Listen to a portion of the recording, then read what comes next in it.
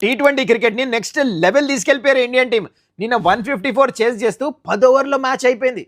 అభిషేక్ శర్మ 14 బాల్లో 50, which is second fastest ban Indian. First ఎవరు వాళ్ళ గురువు యువరాజ్ సింగ్.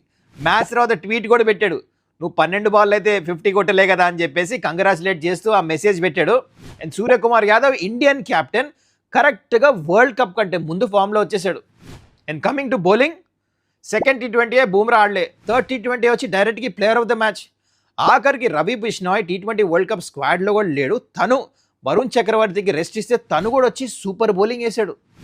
అసలు మొత్తం 3కి 3 మ్యాచ్లు ఈ సిరీస్లో వారు వన్ సైడ్ అయిపోయింది, సిరీస్ గెలిచిపోయారు. Let me tell you some special things about this young టీ20 ఇండియన్ స్క్వాడ్. మొత్తం లాస్ట్ టీ20 వరల్డ్ కప్ నుంచి ఇప్పుడు దాకా ఇండియా 9 సిరీస్ ఆడారు, 9కి 9 గెలిచారు. ఇది రికార్డ్, ఇంతవరకు ఏ కంట్రీ సాధించలేదు రికార్డు.